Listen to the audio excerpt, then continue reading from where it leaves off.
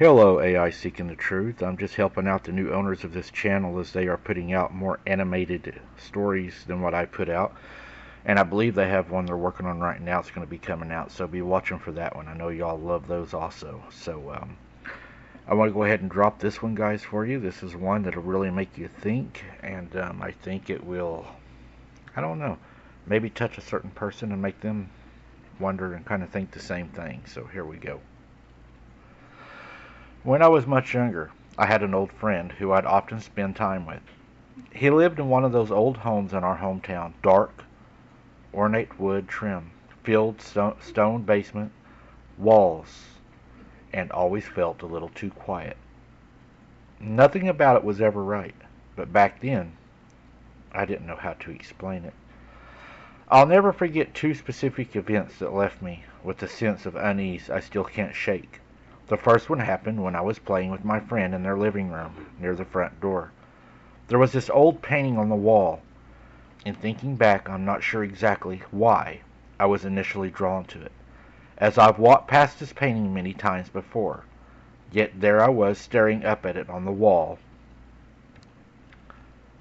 for no particular reason. This painting depicted a boy sitting on a wooden rocking chair. The boy had a grin on his face, and one arm resting on the chair, while the other was raised next to his head. There was something off about it. That's when I noticed it, and I felt a cold rush of blood run down my back. There was the air bubble in the paint, right over the boy's hand, shaped like a knife. It wasn't part of the painting's design, but it was definitely there, sticking out as if it had been added by something or by someone. I showed it off to my friend, and we both stared at it. I thought it was just some weird flaw in the painting, something from age, but it was too well placed and too intricate in shape. Odd, but not totally freaky. Yet my friend just shrugged and said, "Weird stuff is always happening here, but I've gotten used to it." That comment was felt odd, and it's always felt odd to me. But I was not about to be scared by my friend.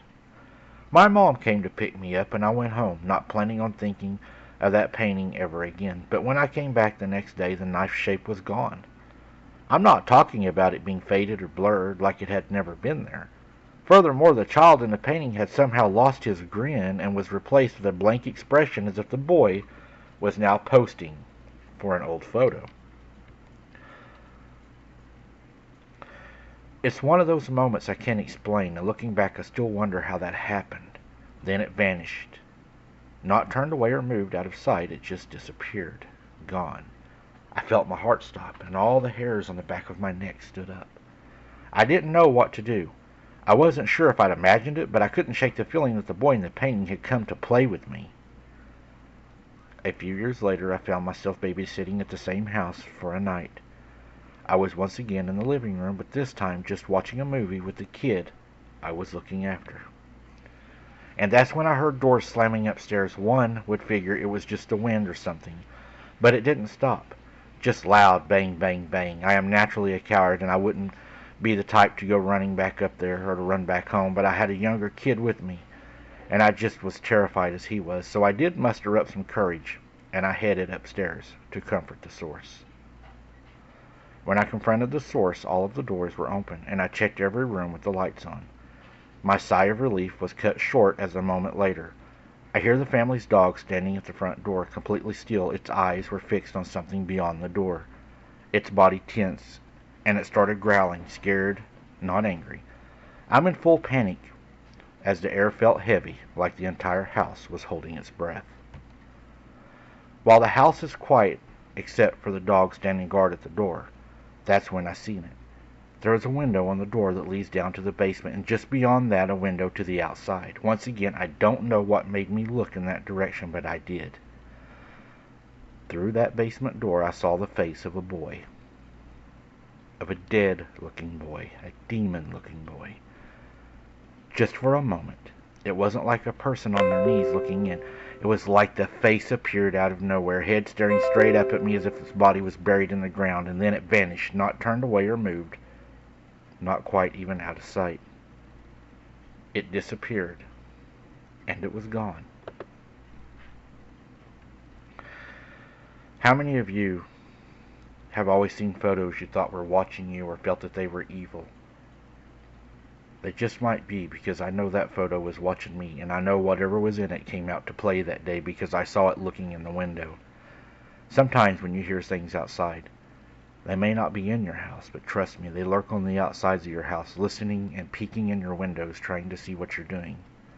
And if they get that chance to come in, they will come in. Trust me.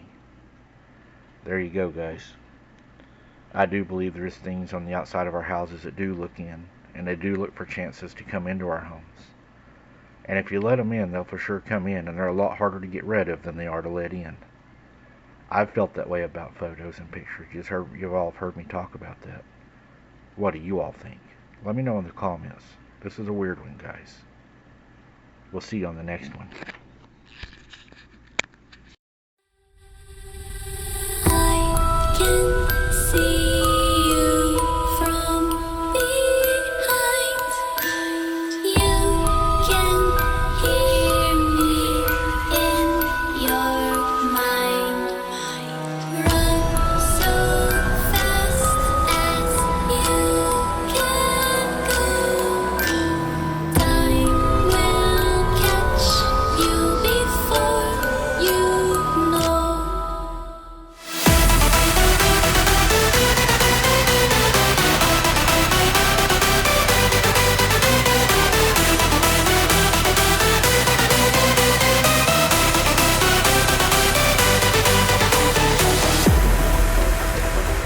Are you afraid of the dark? Are you scared?